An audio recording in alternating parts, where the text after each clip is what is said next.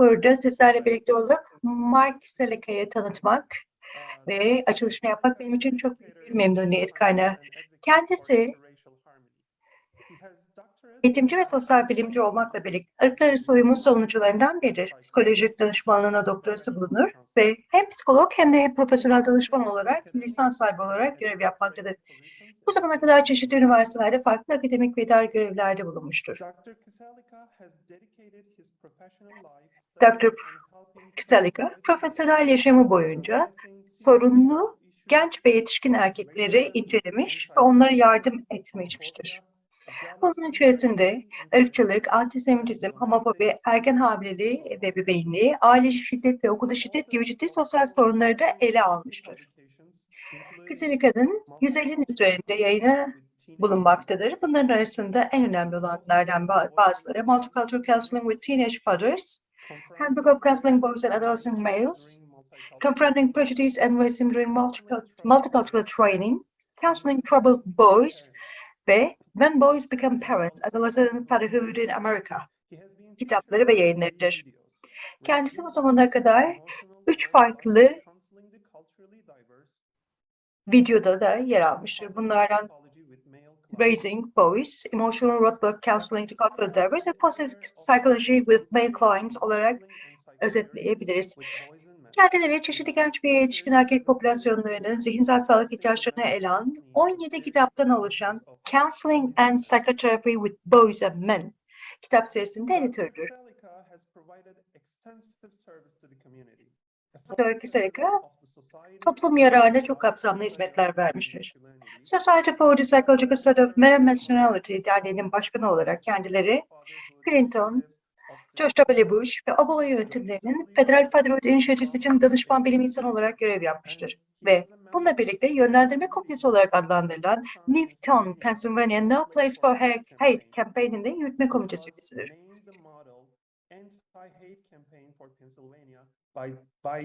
Anti-Defamation League. He has also served Dr. Kiselica'nın genç ve yetişkin erkeklerle psikolojik uygulama rehberi geliştirmek için Amerikan Psikoloji Derneği Çalışma Grubu'nun üyesi olduğunu da eklemek isteriz.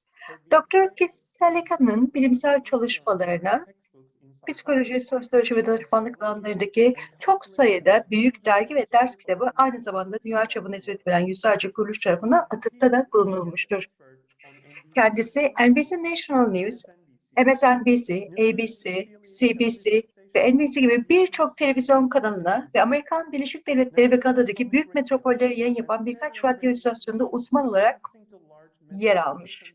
Konuk olarak davet edilmiştir. Ülke çapında birçok büyük gazetede, ya Boston Globe ya da Philadelphia Inquirer gibi pek çok büyük gazetede, ulusal tirajı olan çeşitli dergilerde ve çeşitli internet tabanlı haber servislerinde genç babalara yardım etme, erkek çocuklarını anlama ve ırkçılıkla yüzleşme konularında boy göstermiş ve yayınlarda bulunmuştur.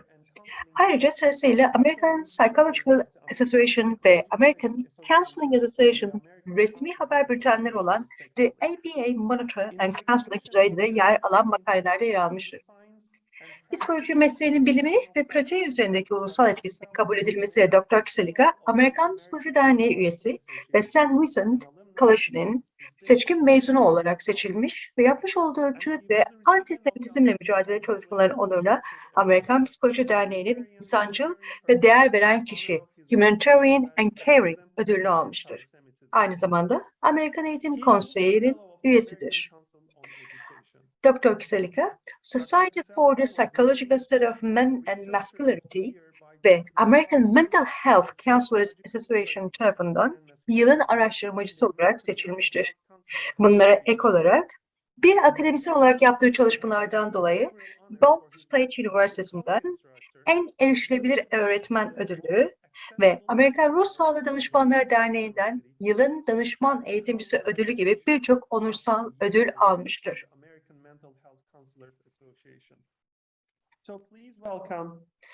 Gerek Dr. Mark Kiselica'ya sözü bırakıyoruz. Çok teşekkürler saygın Sayın Profesör Namdar. Gün boyunca sizlerle birlikte olmak çok büyük bir onur benim için. Müsaadenizle sizinle ekranımı paylaşmak istiyorum. Ve siz profesörden de acaba görüp görmediğinizi teyit etmenizi isteyeceğim PowerPoint'i. Görebiliyor muyuz acaba PowerPoint'i? Evet, şu anda görebiliyoruz. Şimdi şöyle içine odaklanarak göstereceğim size. Şimdi ilk burada görüyorsunuz iletişim bilgilerim var. E-posta adresini görebiliyorsunuz. Sizi teşvik ediyorum. Benimle iletişime geçmek isteyen, bu sunumdan sonra bana yazmak isteyen herkes hiç çekinmeden yazabilirler. Aynı zamanda buradaki mükemmel meslektaşım Doktor Senal Porazlı'ya da teşekkürlerimi sunmak istiyorum. Kendisi bizim üniversitemizde özellikle bu etkinliğin düzenlenmesinde, konferansın düzenlenmesinde çok büyük katkılarda bulunuyor. Kendilerinden çok onur duyuyoruz ve çok şanslıyız bir meslektaş olarak aramızda görmekten. Bunu da bu vesileyle sizlerle paylaşmak isterim. Şimdi ben kendi araştırma konularımla ilgili sizinle konuşmaya başlamadan önce ilk olarak hepinize biraz da neden bazı kişisel tecrübeleri bu sunum içerisinde yer vermek istedim, onu açıklamak istiyorum. Bu aslında bu saygıdeğer profesör, Columbia Üniversitesi'nden saygıdeğer profesör Dr. Darrell Wingsu'dan kaynaklanıyor. Kendisi şöyle dedi: psikolojiyle ilgili konular sadece entelektüel konular değildir. Aynı zamanda bunlar kalbi içeren konulardır. İşte o yüzden bu malzemenin kalple ilgili olduğunu düşündüğümüzde ben de sadece kafamı değil, kalbimi ve aynı zamanda birlikte çalıştığım pek çok kadının da bana katmış olduğu etkileri de yansıtarak sizlerle paylaşmak istiyorum. Bu resimde de görebiliyorsunuz.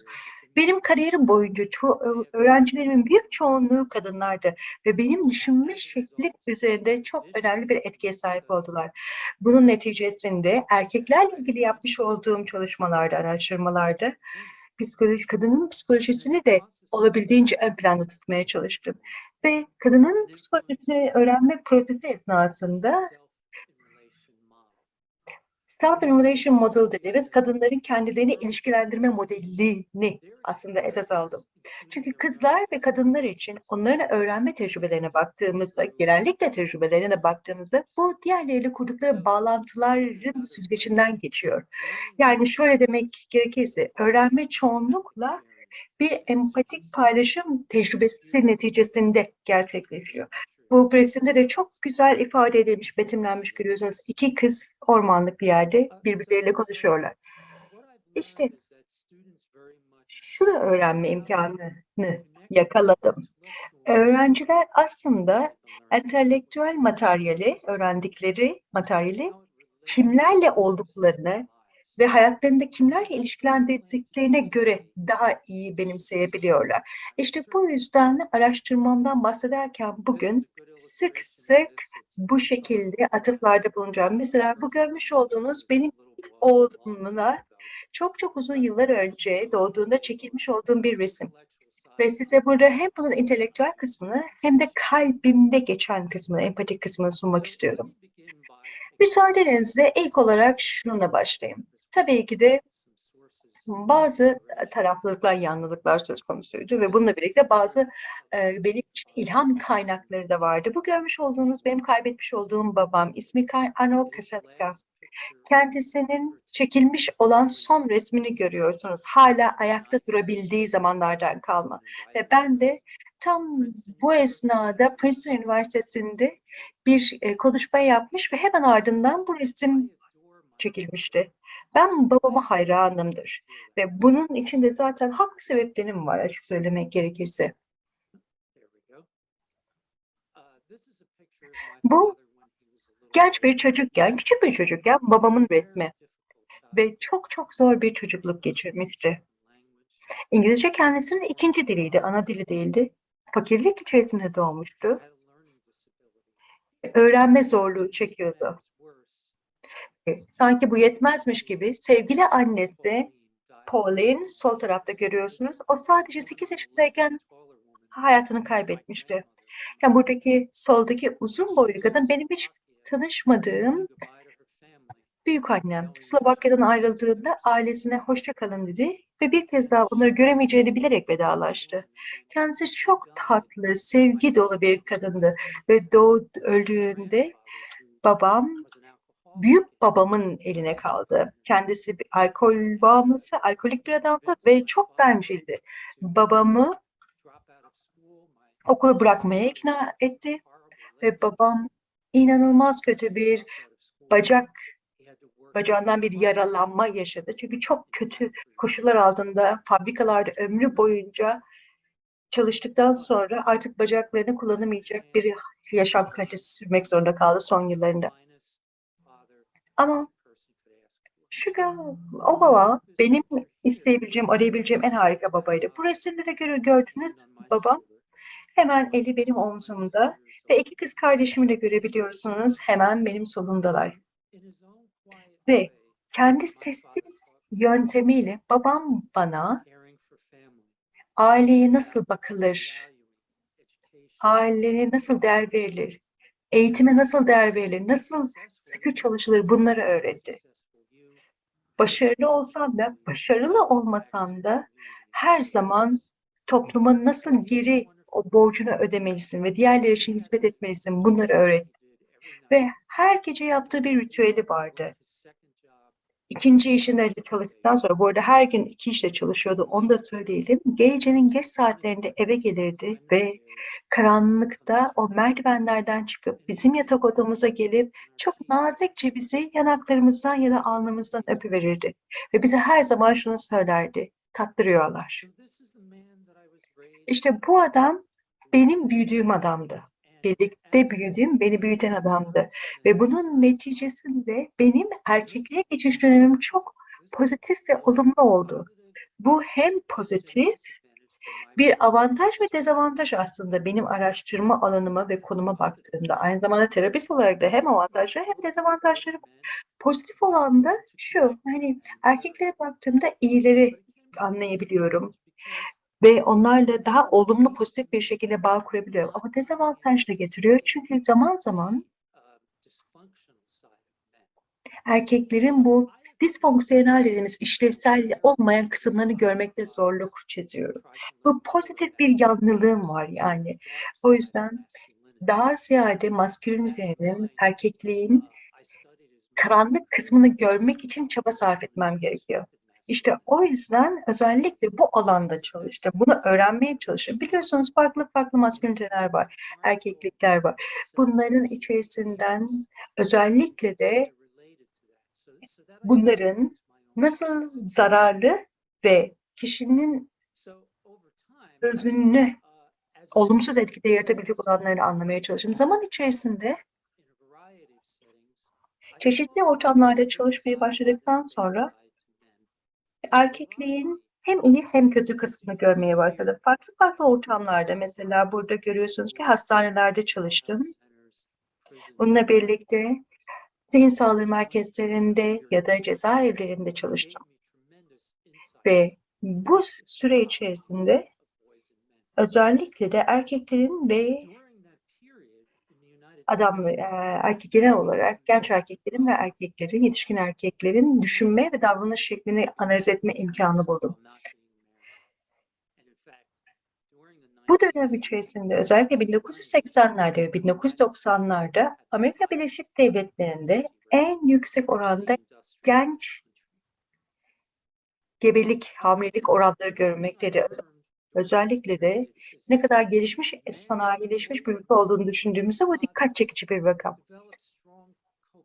Erkekler anneyle birlikte çocukları için ebeveynlik ilişkisi geçirebiliyorlar güçlü olarak baktığımızda. Evli olsunlar olmasınlar, birlikte yaşasınlar yaşamasınlar. İBBA'lar bu şekilde çocuklarını birlikte büyütmek için çok fazla paylaşımda bulunuyorlar ve 1990'lardan beri özellikle lesbiyenler, gayler, biseksüeller, transgender dediğimiz pek çok alanda da ebeveynleri gördüğümüz için etkili bir şekilde onların da ebeveynlik yapabildiğinde görmüş bulunmaktayız. İyi ebeveynlik konusunda çalışmalar yaptım ve bunu yaptıktan sonra genç babalara yardım etmek istedim. Çünkü ABD'de o zamana kadar yazılmış olan şeyler ve var olan programlara baktığımızda özellikle genç anneler için ve genç genç anneler için olduğunu ancak genç babalar için olmadığını gördüm. Akademisyen olarak kariyerime başladığımda, Ball State Üniversitesi'nde başladığımda kariyerime ilk makalemi yayınladım genç babalarla ilgili olarak Mental Health Counseling magazin dergisinde. O zamandan bu yana, bu ilk yayınımı yayınladığımdan bu yana, makalemden bu yana bir dizi soruya cevap vermeye çalışıyorum aslında. Öncelikle genç babalara yardım etme konusunda bir yanlılık söz konusu, bir taraflılık söz konusu mu? Genç babalara yönelik diğer insanların tavır ve davranışları nelerdir? Veriler bize bu genç erkeklerle ilgili ne söylüyor, ne anlatıyor? Bu tür genç babaların yaşadıkları zorluklar ve hizmet ihtiyaçları nelerdir? 5. sırada sorduğum sorulardan biri ise kamu politikaları nasıl bir etki yaratıyor? Ve 6. ve son olarak ise onlara en efektif, etkili bir şekilde nasıl yardımcı olabiliriz? Geçtiğimiz 32 yıl içerisinde bu soruları araştırıyorum ve şimdi sizlerle bu zamana kadar çalışmalarımın neticesinde elde ettiğim bulguları paylaşmak istiyorum her bir soru için. Mesela ilk araştırma soruma geldiğimde, mesela bu genç babalarla ilgili olarak benim çalışmalarım başlamadan önce bir dizi başka makale ve yayın olduğunu gördüm. Bunlar 82 ile 80 yılları arasından ABD'de baktığımızda genç babaları için özellikle hizmet sağlama, devlet hizmetleri sağlanması konusunda geride kalındığını gördüm. 1990'larda durumun aynı olduğunu gördüğüm için ben de öncelikle bu dönemde de gene 48 farklı hizmet alanına bakıp onları inceledim. Ve tutarlı bir şekilde gördüğüm şuydu, genç ebeveyn programları daha ziyade genç annelere, genç yaştaki annelere yönelik olmakla birlikte babalara yönelik çok az sayıda ya da hiç denilebilecek sayıda programlar bulunmaktaydı. İşte bu da hem okullarda verilen programlarda hem de diğer kurumlarda, devlet kurumlarında verilen programlarda da geçerliydi. Yani net bir şekilde bunların iyileştirilmesi ve bunun farkındalığına varılması gerekiyordu. Çalışmalarımın sonunda 1993 senesinde önemli bir makaleye imza attım ve buradaki göstermiş olduğum mesela diğer pek çok makalede de aynı örüntüyü gördük. Gerek okullarda, gerek kurumlarda genç babaların ihtiyaçları hala göz ardı edilmekteydi. Ve bu benim için gerçekten çok derin bir endişe uyandıran unsur olarak kendini hala korumaktadır. İkinci soru ise genel olarak toplum bu tür genç babalara ne gözle bakıyor, nasıl bakıyor? Ve Robinson isimli bir araştırmacı 1988'de 5 tane ana tema var dedi, ana kullanılan ifade var dedi. Ve bunları mesela bu şekilde nasıl stereotip olarak gösterildiğini açıklarken bu genç babaların hayat arkadaşlarını, sevgililerini kötüye kullandıklarını, onları hamile bıraktığını, sonrasında onları bırakıp terk edip gittiğini ifade etmişti. Acaba bu davranışla ilgili olarak herhangi bir bilimsel ölçüm yapılmış mı diye baktığımda ise bir skala olduğunu gördüm. Buradaki skalayı görüyoruz. Adolescent Parents Attitude Scale, St. Pierre 1980 tarihli genç anne babalar, ebeveynler davranış skalasında. Ancak bunun içerisindeki veriye baktığımızda bunun doğruluğu ve güvenilirliği açısından zayıf olduğunu kabul etmek zorunda kalabiliyoruz. Sonrasında öğrencilerimle bir araya gelerek kendi ölçeğimizi hazırladık. Daha güvenilir ve daha doğru bir skala oluşturduk. Ölçüm aracı oluşturarak baktığımızda sosyal yaşamdan nasıl koptukları gibi 4 faktör belirledik. Bunlardan birincisi sosyal deviyans, diğeri ise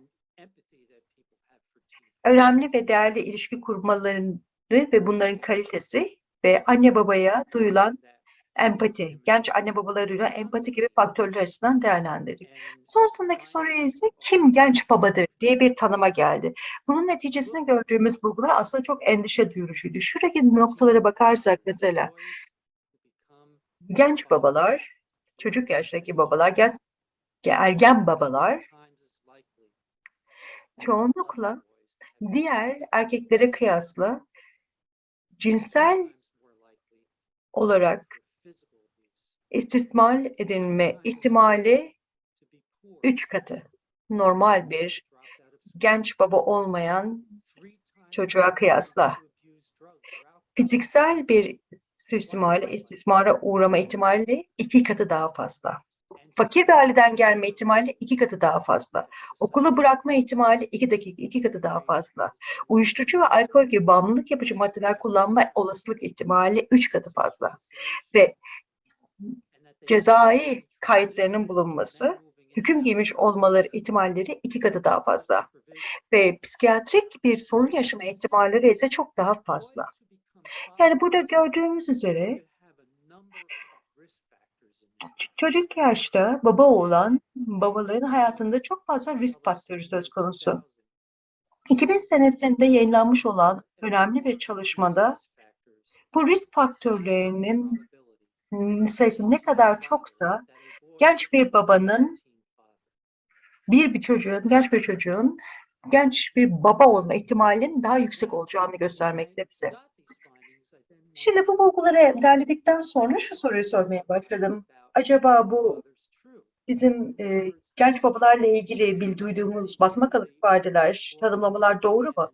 Doğruysa gerçekten yani çocukları bunlar çocuk yaşta olsunlar olmasınlar kız arkadaşlarını suistimal edip daha sonrasında çocuklarını bırakıp terk edip gidiyorlar mı diye bir çalışma yaptım. Şimdi PowerPoint'i kapatıp bir video göstermek istiyorum. Sayın Profesör Namdar da bana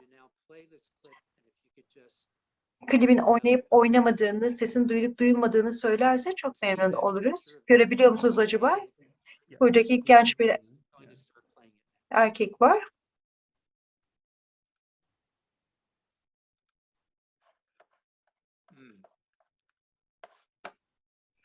Let's see here.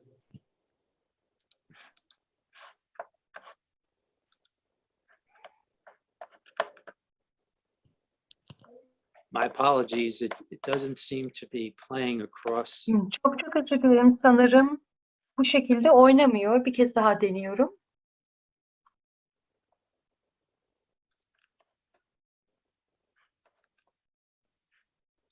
Go to one other place and see if we can get it to play.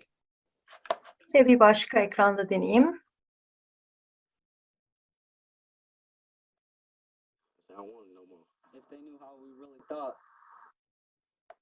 Could you hear that? Yes. Bildiniz mi? Okay, I'm going to try it again.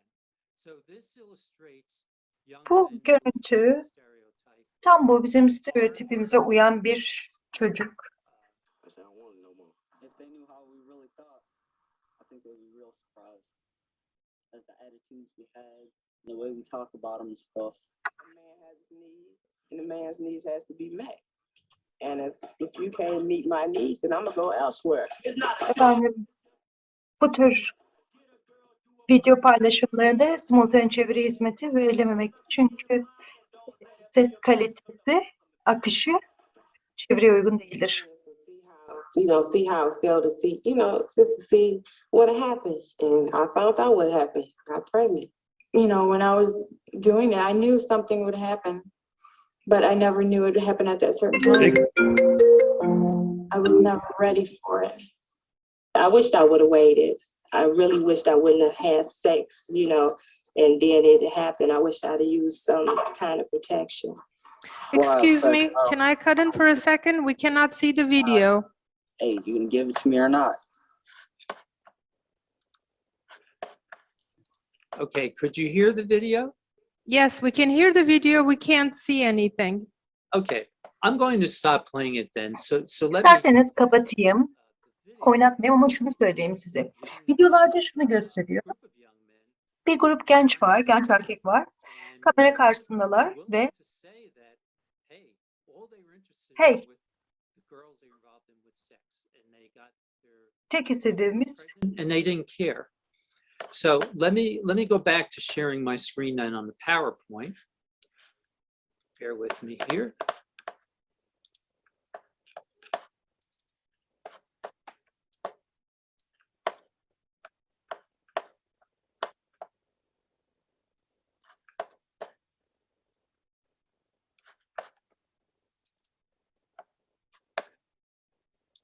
Okay, so what that video showed is it illustrated this first point here, and that is that about 25 to 33% of teen fathers, depending on the study, that varies from study to study, actually fit the stereotype of an uncaring young man who exploits his girlfriend and then neglects her and the baby. And these young men tend to have histories of academic problems, substance abuse, antisocial behavior, multiple sexual partners. They tend to have more than one child and little or no contact with their children after they're born. However, as is illustrated in this picture, about 2/3 to 3/4 of young fathers, such as this fine young man pictured here, do not fit the stereotype. On the contrary, they tend to be very involved in their children's lives. So we can divide them into three groups. There is a third that really never want to be involved and kind of neglect their partners throughout the rest of their children's lives. From the remaining 2/3, a third are involved initially, but gradually withdraw from being involved with their children as their lives get more complicated. And then the last third stay involved throughout the child's life. So all of these different fathers need help and different approaches to helping based on how they respond to fatherhood. So what are their service needs? And that's something I talk widely about in this book that I published on adolescent fatherhood in the United States. These I was men, only 15 when she. so this young man will illustrate. Well, I was only 15 when she had told me I was getting ready to go on 16, and the baby's mother, she was 17. I was 17 when the twins was born, and my girlfriend was 15 when they were born, and now they're 15 months old. 15, in 10th grade. I've been married 5 months, and the baby will be here in 1 month. I was 17 years old when I found out that I was going to be a father. I still haven't told my family. That comes up this weekend, and I expect that they're going to be giving me a lot of support after the initial shock and disappointment is over. When she told her family, her mother immediately told her that she wasn't allowed to see me and that she was going to definitely give the baby up for adoption. With the relationship me and my girlfriend had, we spent so much time together that my mother said she expected it. They was worried for me. They was kind of angry at me. They were very happy at first until when the baby started growing and getting old, then they just start walking and tearing up everything. Then they just start feeling kind of different about that. Well, my friends really reacted hateful. Well, not really hateful. They just called me, they saying I was dumb. But I told them, I said, well, you can call me what you want, but things happen. Most of my friends have really been supportive. They've understood. They're like, God, we're sorry, I'm not really sure what to say. They really feel bad, and they realize I'm in a really awkward and stressful situation. But they stay with their mother every day. They only come stay with me on the weekends. On the basis of him being 2, he's lived with me for about 1.5 years now. On the weekends, the baby does come and stay with me. I take care of him that way. She'll be able to get some rest. My girlfriend and I, we live in different houses, and it's quite a distance away. And I don't have a car, so I can't get over there every day. I usually wake up about 6 o'clock, maybe even no later than 6:30, and wake him up and give him a breakfast, something to milk or whatever, because he tries to feed himself now. Let's say I'll wake him up and I'll feed him, and then I'll prepare him for his bath. Then I go ahead and get dressed while he's eating, and then when he's finished, I wash him up and dress him. Then we go to school, Then he stays in school as long as I do until 3:15. Later in the evening, he'll take a pretty long nap, and then that'll give me a chance to, wash his clothes, sterilize bottles. And, we'll just play around until usually it gets dark. Then I'll bring him in. And by then it's pretty much his bedtime. So I either give him a bath or wash him up and put him to bed. We went for some counseling and we looked at all our options. And we decided that the best one for us was to give it up for adoption because we couldn't afford to keep the child financially, or we couldn't afford the time with it. And we realized that neither of us were ready. I have a part-time job that helps me really a lot on buying them what they really need, like Pampers or clothes. I live at home, and my mother and father, they handle it. I really don't give her much other support because she doesn't want me to. We just broke up. The offer has always been there. I mean, I keep telling her that we're still friendly, but she seems to turn more to her other friends for emotional support than to me. Me and the child's mother, we go out, have fun, to give her a little relief, give her a little time off from the child. We find babysitters so we can have time together sometime. She's always griping that she's getting out of shape because I keep telling her she looks good. So she keeps crying about she's getting real big. And I just keep telling her that she's not really all that big just because she's pregnant. It's a steady relationship. I see her and she sees me. We don't argue anything. We're not together right now, but we're working on. We're trying to get back together. We are still together. I mean, we still see each other, we go out sometimes, but it's the fact that that title, going together, that's not there anymore. I'm kind of happy that we're best friends because, most guys and girls, don't even talk to each other. We are presently engaged. I decided to get married because if I wouldn't have got married to Angie, her mom would have moved and I'd never seen her. I'm still getting over the breakup of our relationship because it was really close. And I'm just starting to date again. I'm really cautious now. I'm sure I'm going to be really cautious and paranoid for a long time.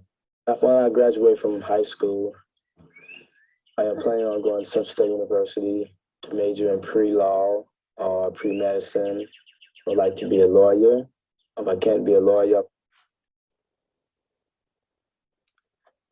Okay, I'm going to stop that video, but I showed it to you as a way to illustrate the young fathers who do make a very honest effort to help their partner and their child, and you can see that they have a number of hardships that are expressed in the stories that they told: the shock, the stress, and the worry, their struggles with school and employment, and one thing that wasn't said in the video but is a common difficulty is making child support payments.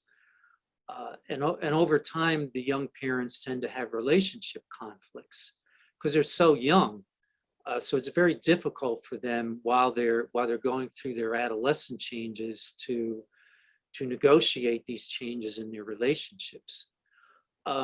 They have numerous service needs. They need help preparing for parenthood. They need help with their relationships, and since they tend to have mental health and substance abuse problems, they could use counseling in those areas, as well as assistance with their career and educational planning, and job training and placement, and legal advice about what are their rights as fathers. So I then switched my work to say, well, if those are the service needs, how can we best engage young fathers in counseling? And I talked about that in one of my other books, which is a handbook of counseling boys. And what we've learned is that we need to practice a male-friendly approach to counseling. And what I mean by that is we have to stop doing traditional counseling with these boys. traditionally, counselors sit in an office, a young man will come into an office, they stay there, they talk face to face. And what I have argued is that we have to have different kinds of time schedules. They have to be very flexible. We have to allow for just drop-in times when teen fathers can come when it's convenient for them. And we need to practice our counseling in non-traditional settings, such as gymnasiums, or maybe outside in parks, or have a meal with them at a restaurant, or maybe in carpentry shops. The notion is that we have to be very persistent, we have to be patient, and we want to be very friendly in trying to help these young men get involved with us. So for example, this Rudy Hernandez, who's listed at the bottom of the screen, in his famous publication, Father Work in the Crossfire, he talked about how he actually would help the young men do mechanics work on their car. And the boys would open up to them while he helped them with their cars. And with another boy, he was helping him with repairing his furnace. And it was through these methods that the boys really opened up about their experiences. So we need to do those type of things, working side by side with them, teaching them about how something called generative fatherhood. Generative fatherhood refers to how a father cares for the next generation, and recognizing how important it is to be a worker and a provider, and in the process of trying to help them understand that, to link them up with older men who can mentor them about what it means to be a responsible father, and to also get them involved in humanitarian groups consisting of men, so that they're surrounded by positive role models. Another area of my research has been on a variety of public policy issues that affect young fathers in the United States. Now, I don't have time to go over all of these policy issues, but let me just briefly talk about the top one and the bottom one. For example, since many young men are very poor, it's difficult for them to meet their child support payments. So our nation has to revise its expectations about child support for these poor young men. And as another example, in the Latino community, it's very common for boys who are 4 or 5 years older than the young mother to have relationships, and this is culturally acceptable. In fact, it's encouraged in traditional Latino culture. But in the United States, a young man can be charged with rape for having that type of relationship.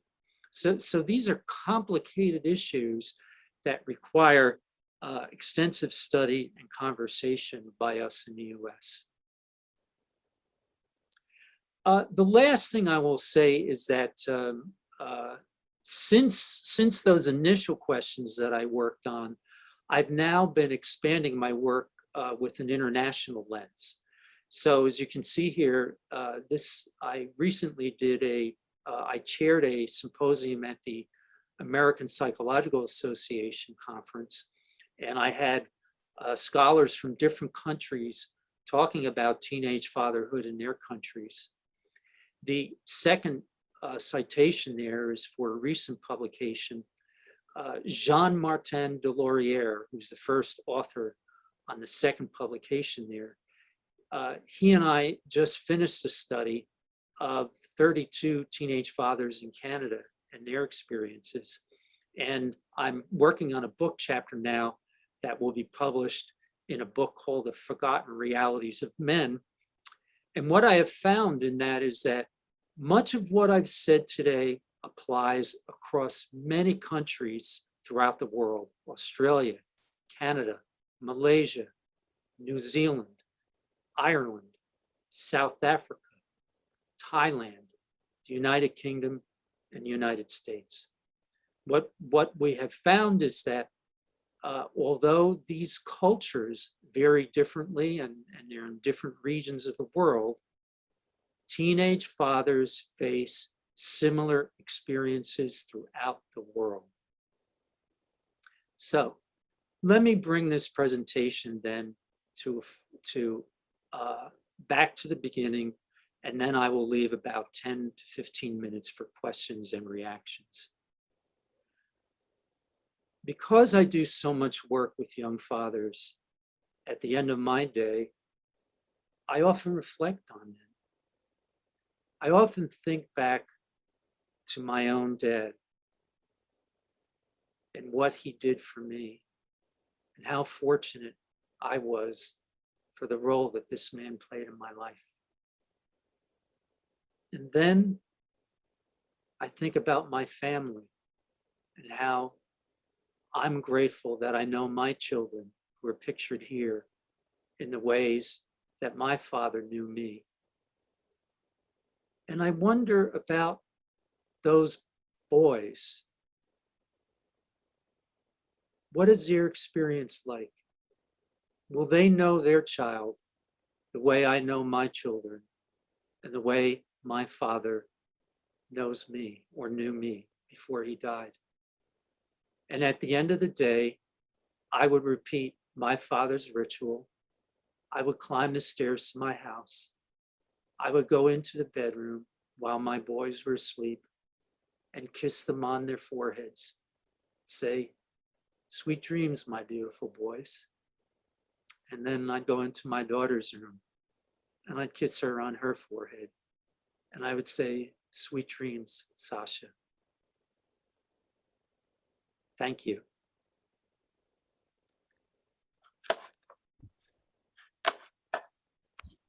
Thank you so much, Dr. Kiselica. So right now we have a couple of minutes so we can take a few questions and also reactions from the audience. If you have any questions, please use the chat, which is located under the screen. We can take a few commentary or questions. So an audience actually wrote, it was an incredibly beautiful.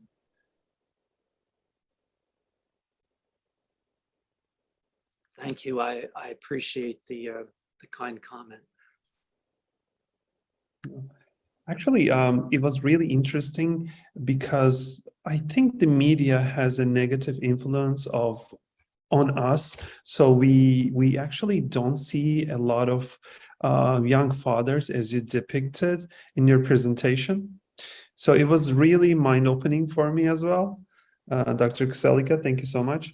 But the biases we have actually are probably are shaped by the media oftentimes, especially such as like there are a lot of TV shows about teen moms, right, on US TVs, but I haven't yet to see any based on teen fathers. Am I right? Yes, and that is one of Brian Robinson's points way back in 1988. He found that the media depictions reinforce these harmful stereotypes about young fathers and didn't tell the complete story. And what I've tried to do in my research is show, there is some truth to it in that there is a minority of teenage fathers who fit those stereotypes. But we don't hear about the 2/3 or 3/4 who are very engaged. And those young men, when they go to receive help, are often judged as being, they're judged in very, very negative ways by professionals. So I've been doing a lot of work to try and counter those biases so that these young men will not experience this kind of harmful treatment when they go for help. All right. Thank you. So let me open up the chat and we have a few questions. There is one from Marissa Harrison. She's asking, what is next internationally? Well, I think the next step is to bring scholars together from around the world and to develop some sort of standard international policy that can be recommended to governments for how to best help young fathers. Because when we help young fathers, we see that society as a whole benefits, right? So when the young fathers are helped, they're able to better provide for their children and their partners. They're able to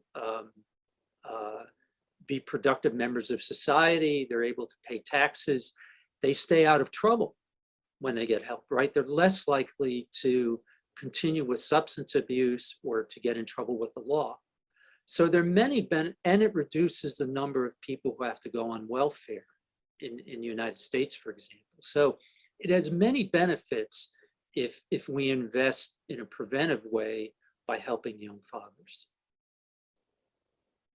Right, thank you so much.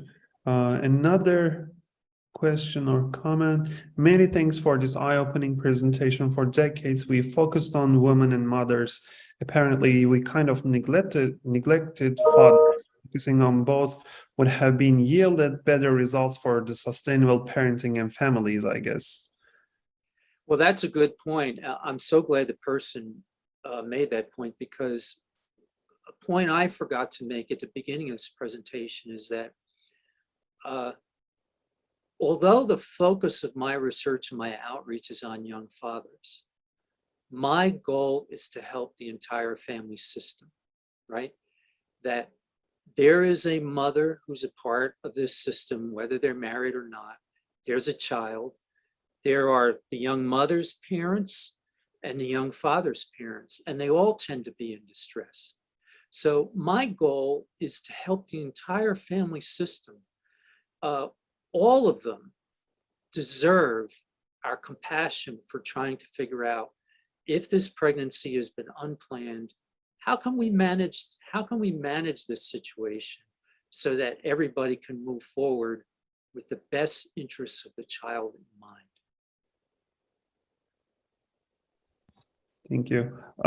There is another question asking, what would be your recommendation for moms for raising their kids after they get separated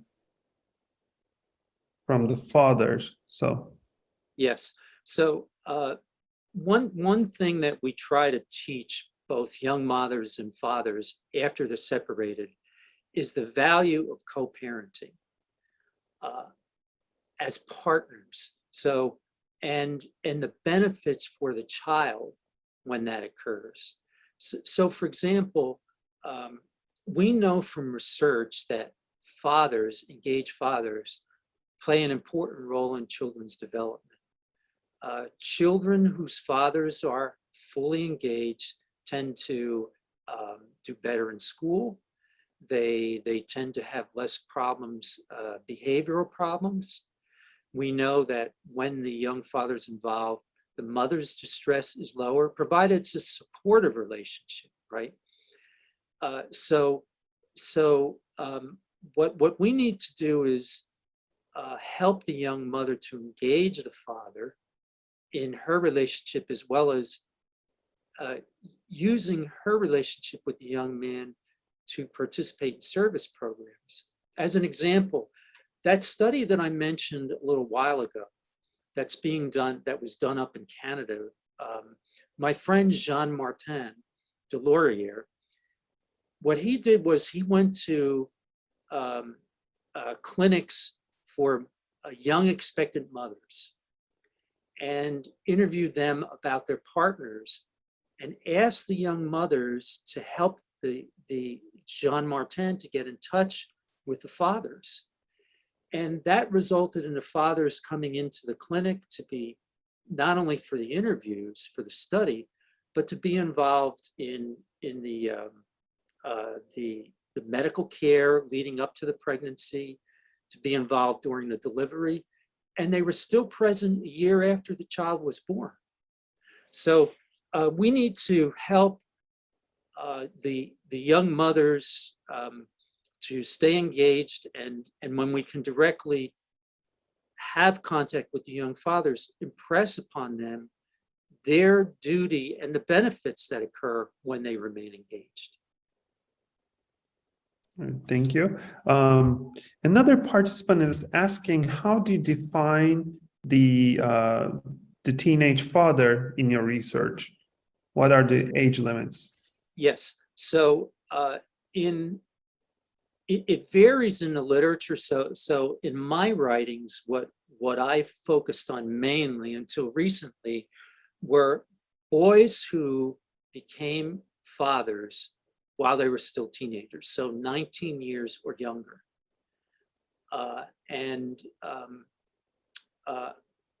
So I focus on that. Bunlara odaklandım. 19 kuşak öncesi.